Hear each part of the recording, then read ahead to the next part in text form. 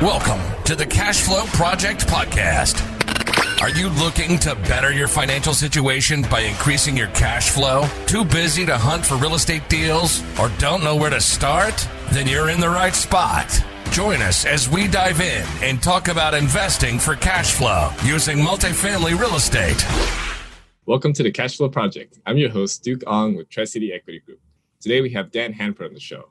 With me is my co-host, Vince Gethings. Hey, Duke, super excited to have Dan on the show. He's going to drop some absolute bombs today on very, very tactical things like how to calculate operating reserves going into a deal, how to evaluate cap rates going into markets, things to look at for when he researches submarkets and what his firm does when evaluating assets in submarkets.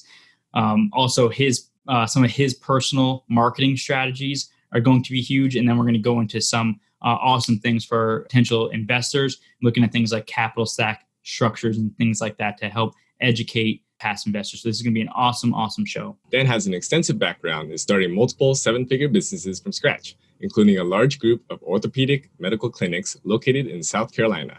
His family of companies has annual budgets in excess of $10 million. His apartment syndication company has acquired over 2,200 units with a portfolio valued over $274 million. He's a founder of the Multifamily Investor Nation, where he educates a nationwide group of multifamily investors on how to properly invest in multifamily assets. He's also the host of Tough Decisions for Entrepreneurs. Welcome to the show, Dan. Glad to be here. Looking forward to sharing with the audience and providing some value. All right. So last year I saw you talk at Dealmaker Live, and I was quite impressed by the high school marching band you arranged. So for those who aren't familiar, can you tell our audience a little more about what you do? Sure. So I don't know how far back in my background you want me to go, but I basically in the past, I have my former life, if you will, even though I'm still kind of doing it a little bit. I'm a chiropractor by trade, but then realized earlier on in my career that I was really only trading time for dollars. I can only see so many patients in an hour. And so I was capping my income. And whenever I wanted to go on vacation, I really couldn't go on vacation without losing money because nobody can see my patients when I'm not there. So I'd go on vacation. It would cost me money to go on the vacation. Plus I'd lose money from the revenue. So learned very quickly that I was really just tied to another job. And so I decided at that point to start hiring on some other chiropractic physicians to work for me. And so I didn't have to do all the work. And then I started to integrate into the medical component. So started doing some non-surgical orthopedics and sports medicine by hiring on some medical doctors and nurse practitioners. And then about probably 4 years ago now, I decided to go ahead and completely cut out the chiropractic and the physical therapy that we were doing to really allow us to be able to scale the clinics from 1 to 4. I'm located here in Columbia, South Carolina, and then I have a clinic in Charleston, South Carolina, Greenville, South Carolina, and North Augusta, South Carolina. And of course, the revenue and the money that we were generating off of that. My wife was the one that was doing our books at the time, and she still does our books now, but she would come to me and she's like, why are we having to pay more and more money in taxes? And I said, well, it's a good thing. That's what I always used to say. It's a good thing because that means we're making more and more money. But you get to a certain point in time where when you start to write really large six-figure checks to the government and you're working your rear end off all year long, you try to figure out ways to legally reduce your taxable liability. And that's really kind of how I fell into the multifamily space, was from the tax benefits of things to be able to, really offset the income that I was generating with some of the benefits of the depreciation of investing inside of real estate. Got it. So you're a passive investor in 21 different deals with 8 operators. What are some lessons that you've learned as a passive investor? Sure. So I'm actually in more than that now. So the data that you got was probably a few months old, but now I'm actually in 25 different passive investments with 9 different operators. So a few more investments, but along the way, I have definitely developed some strategies of who I look for when I'm actually investing. And so I can go through kind of like my top 5, if you will, real quick. First off, I like to find investors that like, as a passive investor, to find an operator that is full-time in the business. So I don't want to invest with somebody who's working a 9-to-5 job and trying to get out. I actually like to invest with someone who's full-time. Now, that doesn't mean that somebody who's working full time can't like go co-GP with somebody else and help another operator, but then eventually get to the point where they can be full time. That's probably one of my number one things, because at the end of the day, what we're buying in these large apartments is a business. We're buying a business that just so happens to have real estate associated with it.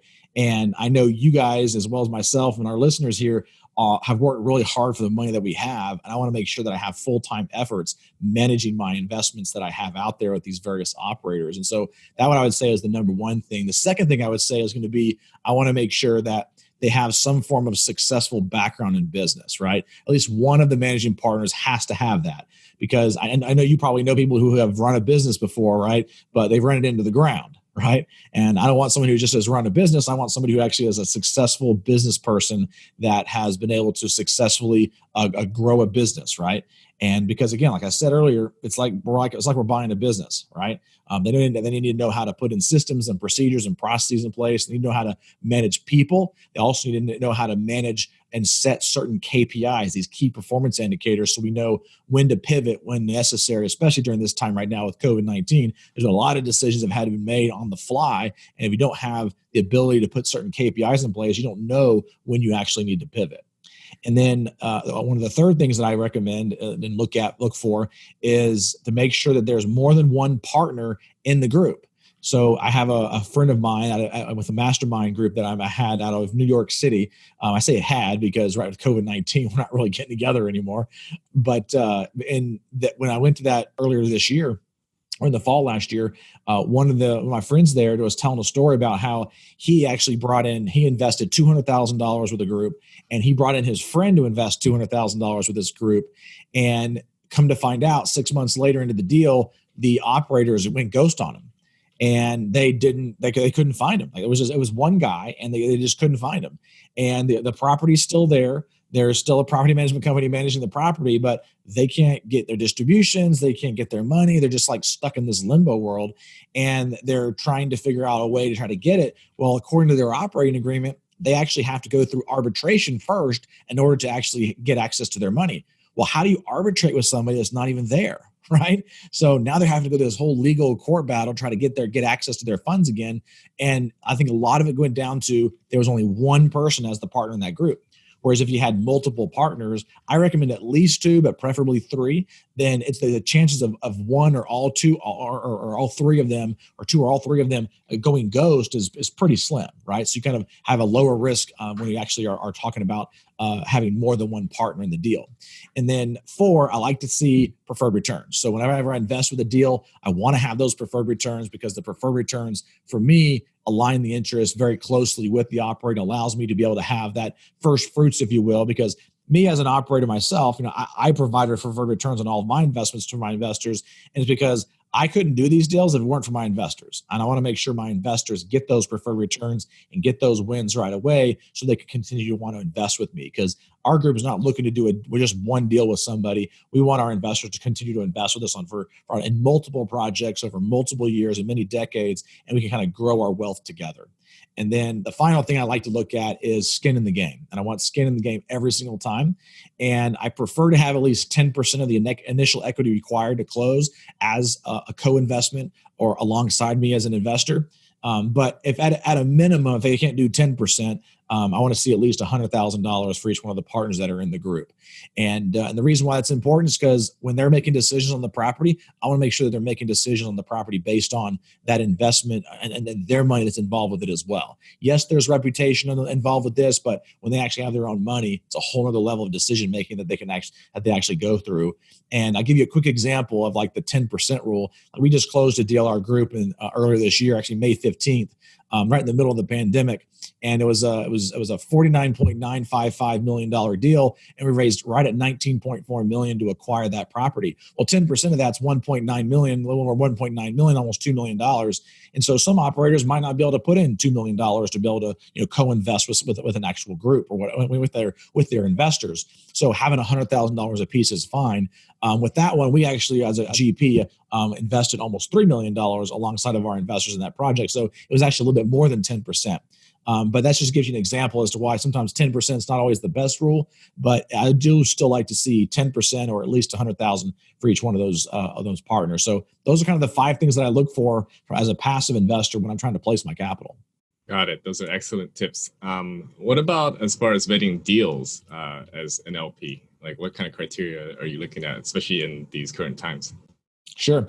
So the first thing I look for is the operator, right? That's the number one thing for me, because you can find a good deal, but a bad operator, and it doesn't matter how good the deal is. But I do prefer investing in a deal specific investment. So instead of investing in like a fund where you have like 5 properties being bought or whatever under one fund, I prefer to do one-off ones. And it's because I like to be able to choose my market and my asset class whenever I'm investing with somebody. And there's actually some really good operators out there that I think are really good operators, but they only do funds, and so I choose not to invest with them because they have it in a fund, right?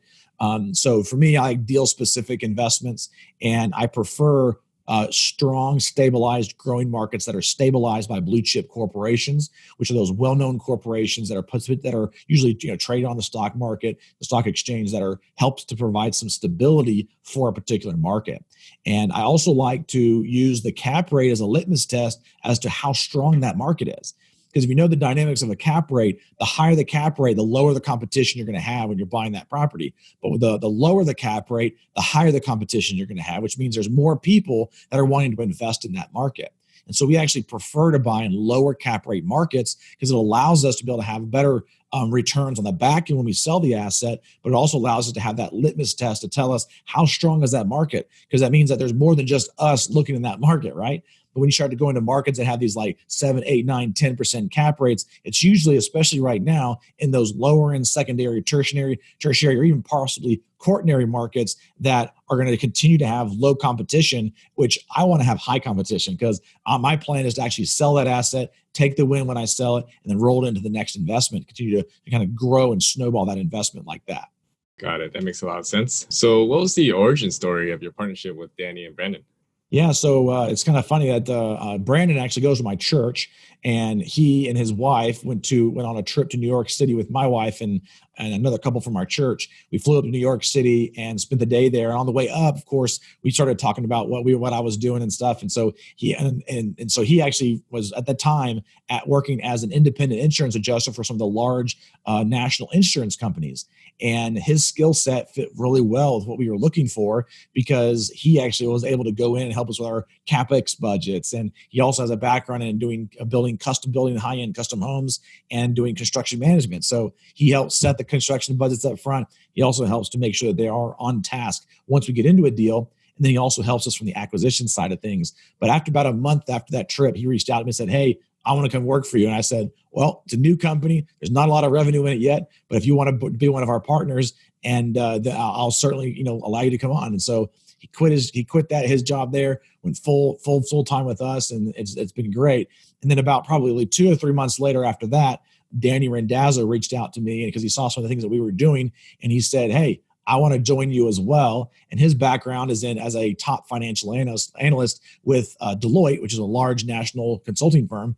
And so he has the whole skill set of the finance arm, right? So doing the due diligence and the asset management is one of the other things that he focuses on, because it has a lot to do with that financial, KPIs and things like that.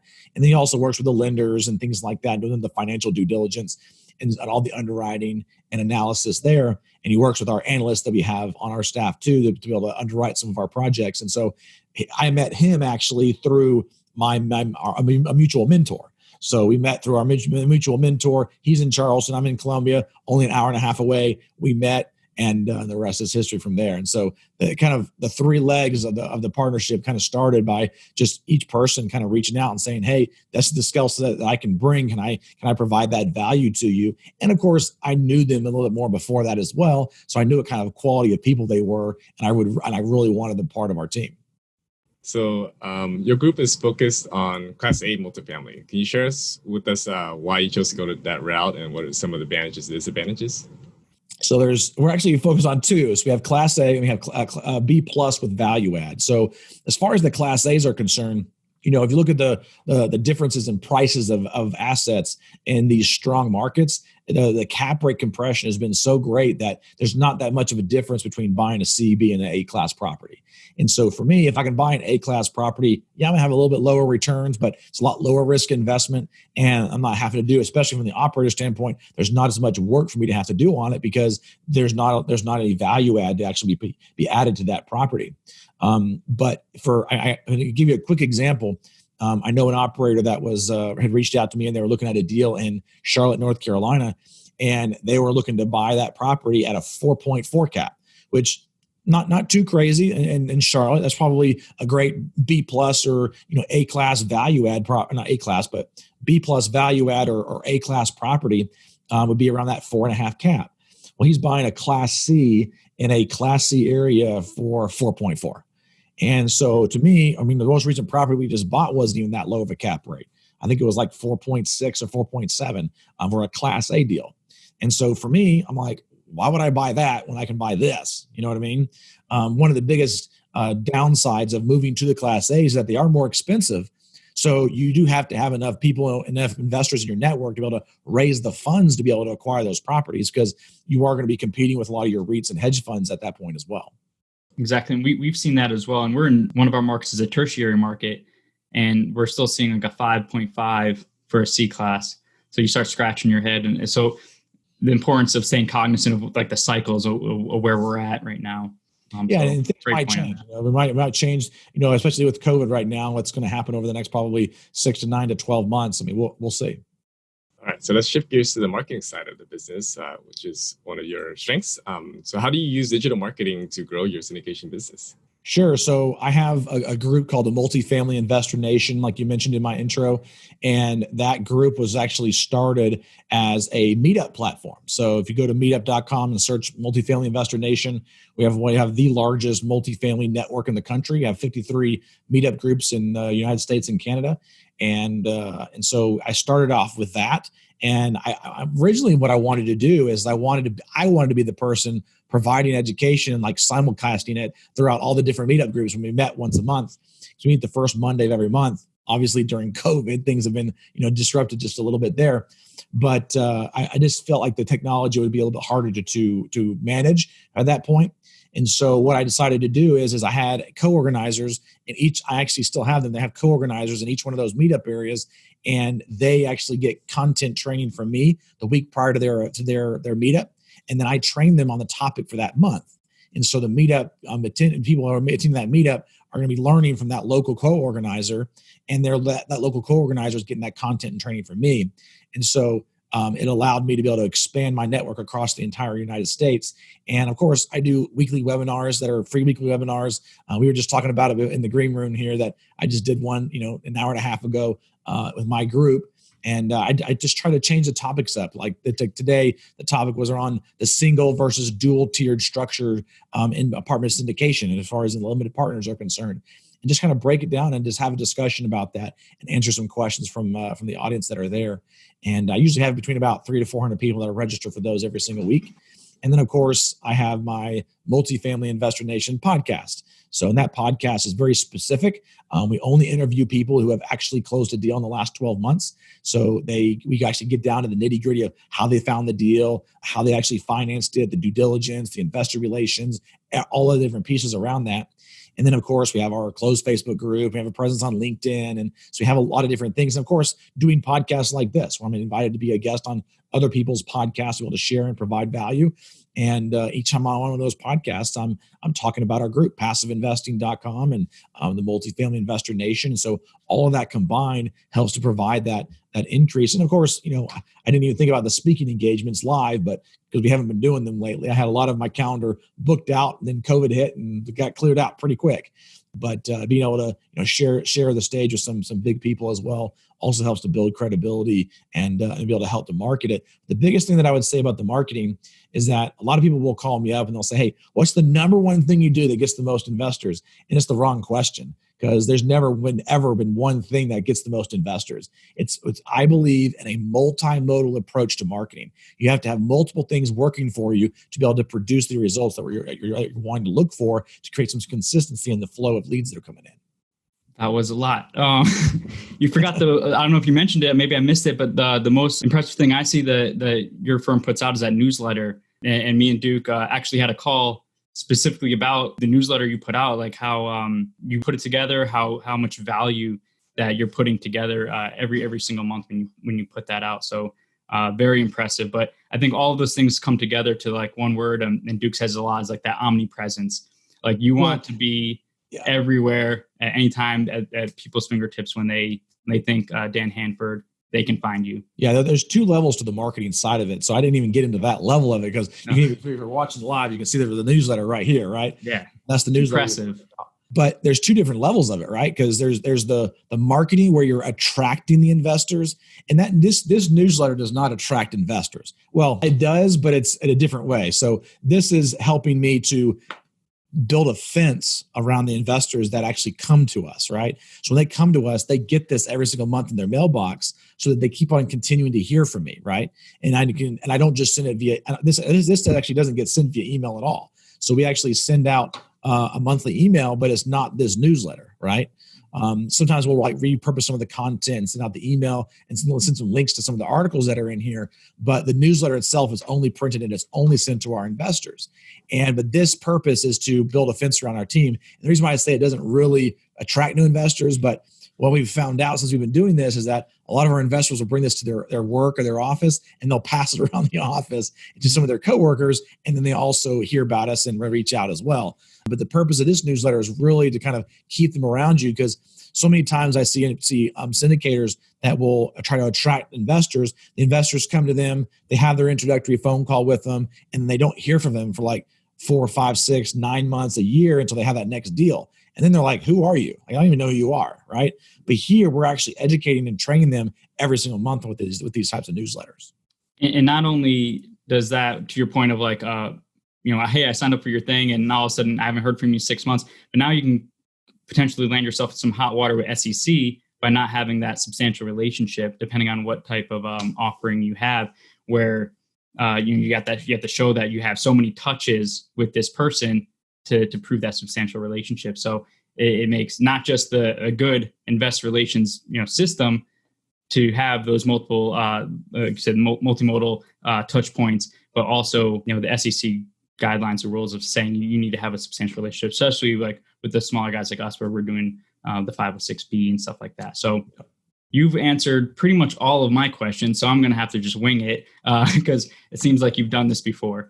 So I know one of your market criteria is to have submarkets with high barriers to entry. How do you evaluate that? Doing my market research, and I'm looking at submarkets and looking at supply constraints and absorption and stuff like that for the submarkets to kind of control, like to your point. What are some of your thoughts on how you look at those submarkets and how you make a decision on that specific point? Well, I think you have to look at it from a standpoint of the going back and seeing what are some of the blue chip corporations that are coming in, right? Because to me, I want to see, yes, high barrier to entry, but because that'll help us increase the rents, right? It'll also help us because there's usually a lot more competition when it comes to selling the asset at that point as well. But the incoming jobs from these blue chip corporations and the stability of the market, because right now, I mean, the lower end properties, the Class C's and the lower end B properties are getting hurt the worst right now. And it doesn't matter what kind of property you have and what kind of market you have it in, it's still getting hurt really bad right now because of the sectors of the retail, the travel, the restaurant, entertainment industry. A lot of those industries have been hit pretty hard. And so right now, those kind of markets have been hit hard no matter where they are, whether they have blue chip corporations and near it or not. But when it comes to the higher end properties, and again, when I say higher end, I'm not talking about like your urban downtown or like Beverly Hills where you're spending $6,000, $7,000, $8,000 a month in rent. I'm talking about what I like to call affordable Class A. So these are properties that have been built in the last 5 to 10 years that have rents between about $1,300 to about $1,700 a month, give or take a little bit. And so but they're in the suburban areas, right? And so they're in those suburban infill areas, and it's going to be a lot harder to be able to build more, right? And it allows you to be able to maintain those high occupancies and still be able to increase those rents. And the barriers to entry, are you looking more for like just local policy of like, or just like physical things like there's a river here, so obviously they can't build further that way? Or is it a combination of all that thing? It's a combination of both. You got to look at it from both standpoints. So I've heard you say before that you like having higher working capital reserves. And I heard you listen to the podcast with Whitney Sewell on it, and I've heard you mention it before. And a lot of operators struggle with that of trying to figure out what's the right balance. Is it a certain months, X number of months of pity reserves or OPEX budgets, or is it a percentage of the total raise? Because you want to have enough, but you don't want to dilute the returns too much. So I know you're probably looking back that you're happy with having much higher reserves, especially since we're recording this in July 2020, hopefully coming out of COVID-19. So what are your thoughts on that? Just like your logic and your formula for calculating an appropriate amount of working capital reserves? Sure. So we typically like to see 4 to 6 months of operating reserves, meaning if the occupancy went all the way down to 0, okay, we could continue to pay our expenses and our debt service for 4 to 6 months. And it is usually a higher amount. So like the deal we just closed in May, we have $1.4 million in operating reserves the day one. And we just have it sitting there, right? Just as a backup, true operating reserve. If for some reason we need it, we have it to tap into. And it also helps our investors realize that we're not going to have to go in and do a capital call, right? Because we're not trying to just squeak by. We're trying to have plenty in operating reserves. And if you actually go back and look at the numbers, if we were not to hold that 1.4%, the only thing it really does is increases the returns for the investors by like 1%.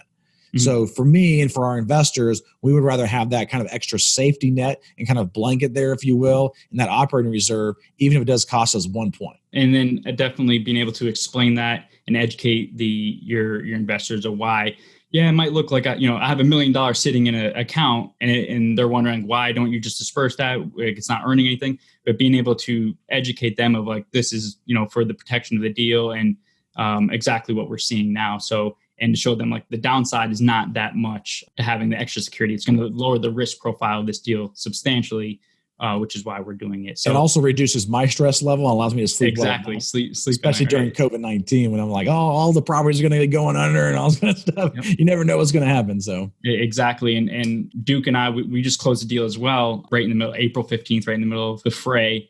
And we were well capitalized going into that deal, and even we're able to bump it up right at the last, the 11th hour with a seller credit as well. Be able to bump it up to where we were 12 months of pity payments, paid out. So zero income. The pity was paid for 12 full months. So that awesome. Gave us a good feeling going into that closing when we know obviously a lot of people were pulling out at that time. To know that we could sustain pretty much a whole year of the storm with zero income. So I definitely know it helped me sleep at night during April. For sure.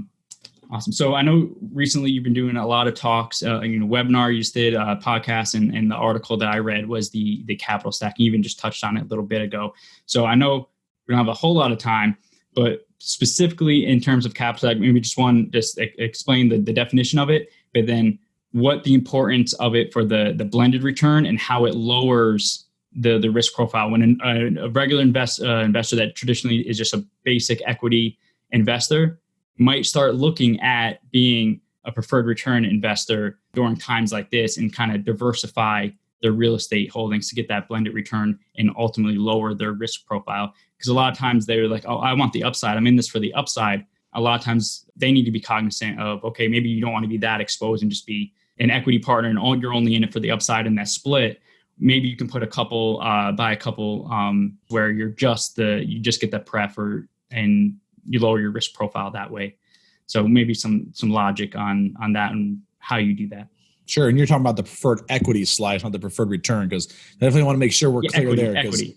Yeah, there's the preferred equity stack, and then there's also the common equity, and it's a little bit different there. So to give you a quick understanding of the capital stack, so the capital stack is always built from the bottom up, right? So you never build a building from the top down. You never build a Lego stack when you were a little kid. You never built it from the top down. It was always from the bottom up. So when you're thinking about a capital stack, you always think about it from the bottom up. And there's two different levels to look at it. So when you're building it from the bottom up, so the bottom of the capital stack is going to have the lowest risk and the highest priority when you're trying to pay out the people in those positions, right? Or the companies. So the bottom of the capital stack is always going to be your senior debt. So that's going to be your lender who is actually giving you a loan to be able to acquire that property. And of course, as you know, they're going to get the lowest interest rate, right? Or the lowest return, because that's going to be on that interest rate, which is, right now around 3%, 3 to 3.5%, depending on the market and the deal and things like that. So they're going to have the lowest return, but the reason why they give them the lowest return is because they have the lowest risk and have the highest priority, meaning they're going to get paid first, right? And then right on top of that, on top of that capital, on top of that senior debt is going to be the next slice in the capital stack, which is in the situation you're talking about is a dual tiered structure for the investor. So you're going to have the preferred equity slice, which is usually about 25 to 35% of the capital stack on the equity side of it. So if you're raising $10 million, then it's going to usually be about $2.5 to $3.5 million of that $10 million is going to be that preferred equity slice, if you will, and that's going to be between about 9 to 10% preferred return on that slice of it. Now, the being in the lower portion of the capital stack, you can, again, have lower risk and you have higher priorities. So you're going to get paid first versus your Class B investors. And those investors are going to be able to have more return because in order to get that preferential treatment, it's about as close to a guarantee of a return as you can. So in order to get that, you're going to have to give up something, right? And that's the potential upside in the deal. And so all that upside potential goes over to the Class B holder and C holder, which would be the C holder, which would be actually the operator on the deal. And so somebody who wants to have more cash flows, let's say, for example, somebody who's maybe retired and they don't really care that much about, giving the upside. They just want the higher cash flows to live off of. Maybe they want to be in that preferred equity piece. Or it's somebody who really knows how to manage their portfolio very well, and they can take that return that they're getting on a monthly basis and actually reinvest it in another vehicle, and it continues to actually increase their return because they're getting their cash flow now, which allows them to go ahead and redeploy it and make more money off of that now as well. And if you think about it, they're making more money off of it now. They can redeploy it and make more money. And then again, the more money they're making off of it, they can make more money off of that. And so if you play it properly, the preferred equity slice, if you really want to manage it properly, is actually a lower risk and safer investment tool. As long as you know how to redeploy that capital right away, you can even make even more money than you're in Class B. Most people, though, they don't really have that skill to be able to do that. And so they just want to get that Class A to get that higher cash flows. And then they might reinvest it in 3 to 6, 9 months or whatever the next deal comes along, and they have enough capital to be able to redeploy. But in Class B, it's going to be more somebody who's that growth-minded person. They want to still have a preferred return. So usually that preferred return is going to still be there, but it'll be a little bit lower, like 7 to 8%. But they actually get to participate in the upside potential. So if there's a year where it actually gets a higher cash flow, then they can get higher than 7%. When you sell the asset, they're going to get the share or the split of the proceeds above that preferred return as well. And so they have that potential to get above that 15% plus, if you will, annualized return on a deal that's held for 3 to 5 to 7 years, depending on the business plan of that particular project. And so there's also the option of having a blended portfolio where in the same investment, you can diversify between buying, say, 50% of your shares in Class A, 50% in Class B, and you have this nice diversified portfolio in the same investment. Absolutely. And I think that's what we did in our last deal. We did the blended. We offered Class A, Class B, and we actually had a few people take advantage of doing that split. They hurdled both. They put 50% here, 50% there. And it's going to be great for them. So just to touch base on it, like there is these options out there, and just to get educated on them, as if you were an LP or potential LP, to understand what your risk profile is. So that way you can ask the right questions to the operator, and the operator can vice versa ask, look, what are your goals? What are your intentions? What's your risk profile? And then you can figure out what makes sense for you and your goals. Like you said, if you're 70-year-old retired, maybe you want to be a little bit more risk adverse and not do that Class B, like the straight, 70-30 split, but maybe you want that 10% preferred, and that would be outstanding. So that is awesome. Thank you for explaining that. The article that you did was great, in the webinar as well. My last question is, what is your favorite trick for increasing NOI, either by increasing the income or decreasing expenses? Like, do you have a go-to every project? This is the number one thing that you look for or that you implement on, phase one of that acquisition? So there are several different things that we look at that we actually do as a team. But the number one thing I would say is looking at the technology that's at play on the property. Because there's still a lot of these properties, even some of these institutional people that we're buying from, that are still not using technology to their advantage, that can really reduce the workload, which decreases expenses, which again drives that NOI up. Absolutely. And for us, we've really noticed, and that's one of our niches as well, is being pretty agile on adopting new technology. Like for coronavirus, we were doing the Rently and the self-showing. We implemented that back in March. Like as soon as we saw that showings might be limited because of the quarantine and things like that, we immediately implemented virtual showing or self-showing type technology. And we saw a lot of people that we go to a lot of our competitors would go to their websites and they weren't doing anything. No showings, no anything. So I thought definitely to the point of technology, it's really going to start separating operators and it's going to show them their KPIs, their performance, especially in times like this. So absolutely, always got to be innovating and adapting. All right. So what is the best book that you recommend? Well, outside of the Bible, I would recommend, as far as apartment syndication, Joe Fairless's book, The Best Ever Apartment Syndication Book. I think it's actually called The Best Apartment Syndication Book Ever book. That's a very good one for a lot of knowledge around multifamily. So it's a good kind of nuts and bolts, A to Z. And I wish I could recommend my book. I'm in the process of writing one right now, but it's not ready yet, so I can't recommend it. So, do you have a title yet, or working title? Yes, but I'm not finalized yet, so I don't want to give it away. Okay. All right. Looking forward to reading it. What is your superpower? One of my biggest gifts is being able to see it, be a visionary, right? Being able to kind of see something already done and actually being able to kind of manage and putting the steps in place ahead of time, and also being able to market. I really like and enjoy marketing and finding different ways to be able to drive revenue. All right. What is the biggest lesson that you learned along your journey through multifamily? That I should have done it sooner, right? Instead of waiting so long. So, but I mean, even back in the day when we were still making money with the clinics, we're still making it now, but back then we're paying more money in taxes. I used to always just pour the money back into the business. We pull some money out to live off of, we pour all the money back into growing the business. And of course, that's why we are where we are today. And the success that we've had is because of our drive for wanting to kind of pour the money back into the business. That would be, probably one of the biggest things I would say. So for the busy working professional who's working towards financial freedom, what advice do you have? I'm a big believer in coaches and mentors, right? And a lot of times you lose focus and you lose track of what you're trying to go for when you don't have one. And it doesn't necessarily always have to be a paid person, right? For many, many years, and even up to this point, I have a person, a good friend of mine out of Florida, that we get together 3 or 4 times a year. And we focus on working on our businesses. And so we're always working in them, right? We're really focused on working on them. And it has really helped me stay focused. And even right now, if you're in a W-2, you're working for yourself. And because even though I had my own business, I still felt like I was tied to it, right? And even though I had more flexibility, I still didn't feel like I was tied down.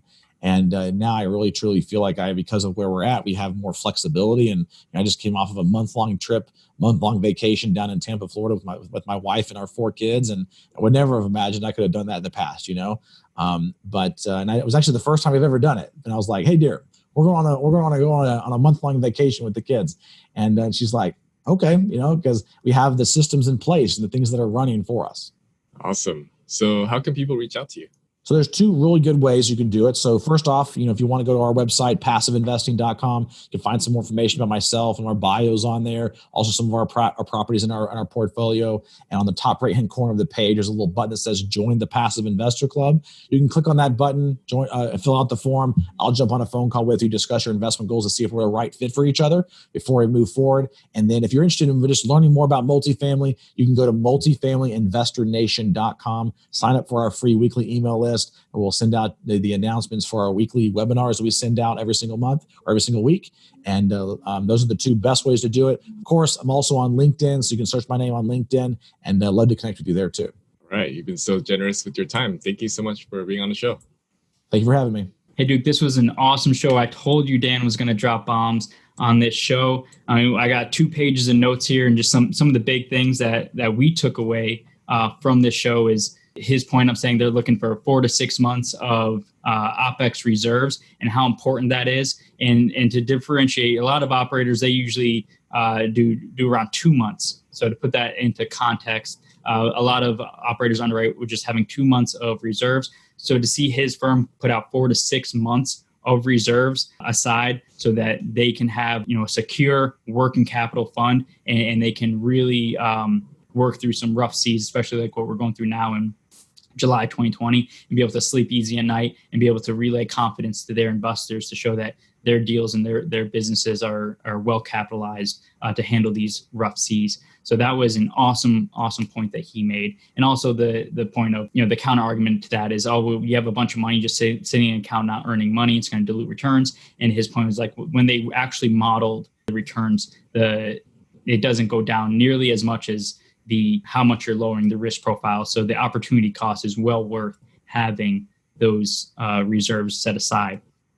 I also loved and took note of the 5 things that he personally looks for when looking at other operators. When he has his personal capital he wants to place into a deal, those 5 things that he wrote down that he looks for that are absolute musts in those firms. Also his views on the capital stacks of going with a single stack, dual stack, having blended returns, and ultimately making sure that the investor is educated on how to view these structures for their personal goals, their timelines, and their risk profile to make sure that they're placing their capital in the right investment for them. So a lot of this business as operators is not just finding potential investors, but also educating them and making sure that they place their capital in a position that's right for them. So having multiple options for them. And for us, like we do the dual stack where people can do a blended. They can do some pref equity and some split common shares as well to overall reduce their risk profile in the deal while still getting amazing returns. So that is awesome to see that they do that as well in their deals. I also loved his views on cap rates. We have seen in the market cycle we're in is a lot of cap rate compression. So for him to say, they invest in Class A assets or B plus value adds because the opportunity cost is, why am I going to spend 5.5 or whatever 4.5% on a Class C when I can buy a Class A for maybe 4? It doesn't make sense. So he's going to go for the higher Class X, the higher quality asset. And I'm sure his firm is doing very well in the current situation of coronavirus because his points of the resident profile that are in his type of properties are going to be the more secure salary type earners to where they're not necessarily living month to month. So they have the personal savings to continue to pay their rent even through things like this pandemic that we're in. So just to show how smart and forward looking his company is in their business model. If you found value in this podcast, please subscribe so you can get the latest episodes. We would love it if you give us a rating and review on Apple Podcasts or Stitcher. If you know anyone who might resonate with today's podcast, please share the episode with them.